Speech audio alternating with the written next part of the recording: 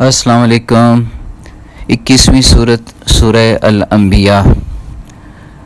मैं समझ पाया हूँ कि ये एक डिवाइन जस्टिस है जिसमें एक नहायत ख़ूबसूरत अंदाज से अल्लाह ताला ने मुख्तलिफ़ पैगम्बरों का, यानी हज़रत लूत अलैहिस्सलाम, हज़रत इसहाक़ अलैहिस्सलाम, हज़रत याकूब अलैहिस्सलाम, हज़रत दाऊद अलैहिस्सलाम, हज़रत सुलेमान अलैहिस्सलाम, हज़रत नूह अलैहिस्सलाम, हज़रत अय्यूब अलैहिस्सलाम, हज़रत इस्माईल अलैहिस्सलाम, हज़रत इदरीस अलैहिस्सलाम, हज़रत यूनुस अलैहिस्सलाम, हज़रत ज़िक्रिया अलैहिस्सलाम, हज़रत याह्या अलैहिस्सलाम और हज़रत मरियम अलैहिस्सलाम के तज़किरे नहायत ही खूबसूरत और सबक अंदोज़ अंदाज में किए हैं, जिसमें एक तरफ तो अम्बिया के ईमान, उनकी हिकमत और दानाई शो हो रही है, और दूसरी तरफ एक बड़ा ही मसरूर कुन डिवाइन जस्टिस भी हमारे सामने आ रहा है।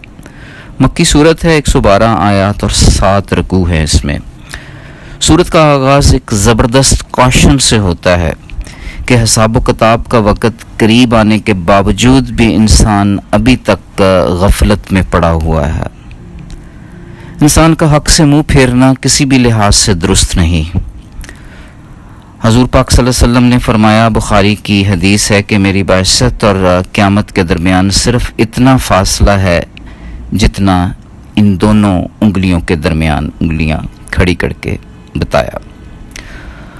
अल्लाह ताला अपने प्यारे हबीब सल्लल्लाहु अलैहि वसल्लम को कह रहे हैं कि वो अल्लाह ही ज़मीन व आसमान की हर चीज़ को, हर बात को जानता है, उससे कोई भी चीज़ छुपी हुई नहीं है। कुफ़ार का कुरान करीम से मुतल्लक़ इख्तिलाफ किसी भी लिहाज से काबिल कबूल नहीं, क्योंकि रसूल सल्लल्लाहु अलैहि वसल्लम हमेशा इंसानों में से आए जिसकी तस्दीक अहले किताब से पूछ लें, उनसे कर लें।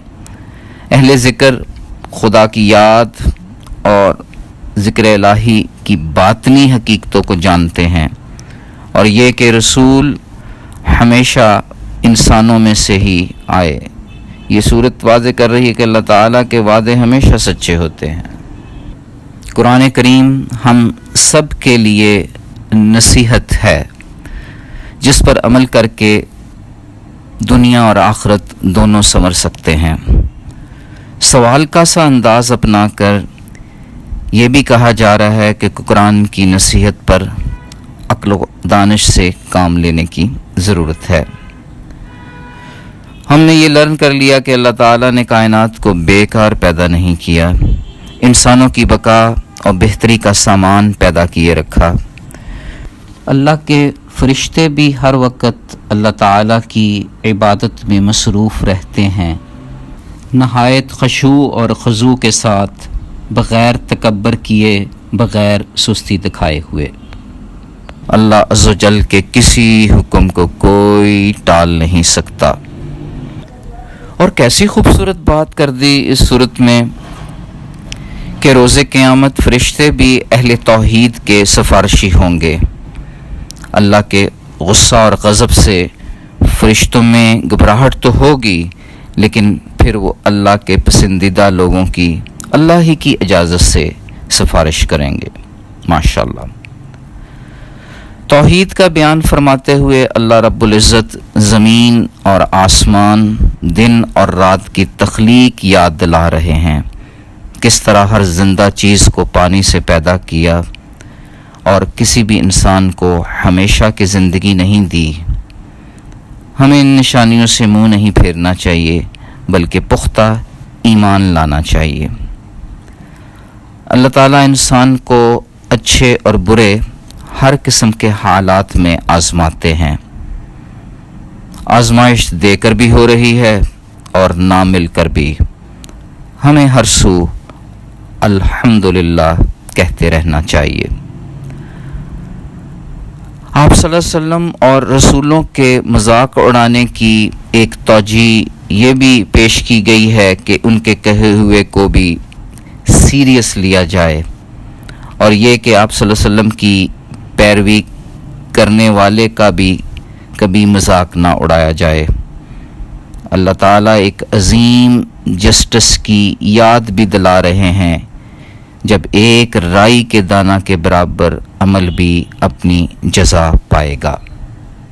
حضرت موسیٰ علیہ السلام اور حضرت ہارون علیہ السلام کے تذکرے کے ساتھ ساتھ اس صورت میں حضرت ابراہیم علیہ السلام کو جو خوبصورت سمجھ بوجھ عنایت فرمائی گئی اس کا بھی ذکر ہے، جس کے ذریعے انہوں نے نہایت منطق امیز سچویشن کریٹ کی، بڑے بت کو چھوڑ کر باقی سب چھوٹے بتوں کو ٹکڑے ٹکڑے کر ڈالا، یہ تاثر دینے کے لیے کہ بڑے نے چھوٹے کو مار ڈالا۔ لوگوں نے کہا یہ بت تو بولتے نہیں، ایک دوسرے کو مار کیسے سکتے ہیں؟ ابراہیم علیہ السلام کا فوراً جواب تھا، اللہ کے علاوہ ایسی چیزوں کی عبادت ہی کیوں کرتے ہو جو نہ نفع پہنچا سکتی ہیں نہ نقصان۔ بت پرستوں نے سزا کے طور پر حضرت ابراہیم علیہ السلام کو آگ میں ڈال دیا، مگر ایمان کی قوت، توحید کی طاقت ڈگمگائی نہیں۔ اقبال نے کیا خوب کہا تھا، آج بھی ہو جو ابراہیم کا سا ایمان پیدا، آگ کر سکتی ہے انداز گلستاں پیدا۔ الرازی نے آگ کے ٹھنڈے ہونے کی 3 توجیحات بیان کی ہیں۔ ایک یہ ہو سکتا ہے کہ آگ کی حرارت ختم کر دی گئی ہو اور اس کی یہ صلاحیت کہ اس میں کوئی جل جائے یہ ختم ہو گئی۔ دوسری بات یہ ہے کہ ابراہیم کے جسم کی ساخت ہی بدل گئی ہو کہ کوئی بھی چیز انہیں نقصان نہ پہنچائے۔ تیسرا یہ بھی ہو سکتا ہے کہ آگ اور حضرت ابراہیم علیہ السلام کے درمیان اللہ کی مدد سے ایک بیریئر کھڑا کر دیا گیا ہو جس سے آگ جسم کو نقصان نہ پہنچا سکے۔ دل باغ باغ ہو جاتا ہے یہ جان کر کہ رب کی کتنی اونچی شان ہے۔ حضرت داؤد علیہ السلام جیسے پیغمبر جب اپنی سریلی آواز سے زبور کی تلاوت کرتے ہیں تو پہاڑ بھی تسبیح کرنے لگتے ہیں، پرندے فضا میں ٹھہر جاتے ہیں، آپ کی آواز سے آواز ملا کر تسبیح پڑھتے ہیں۔ اسی طرح سلیمان علیہ السلام کے کنٹرول میں جنات کر دیے اور ان سے خوب کام لیا جا رہا ہے۔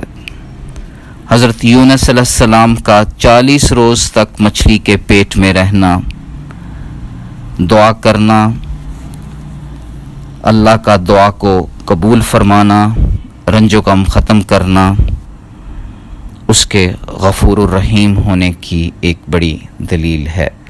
یوں قرآن کی اس صورت میں حضرت یونس علیہ السلام کی خوبصورت دعا لا الہ الا انت سبحانک انی کنت من الظالمین ہمیں گفٹ کر دی، جس سے ہم رنج و غم، پریشانیوں اور دکھ سے بچ سکتے ہیں۔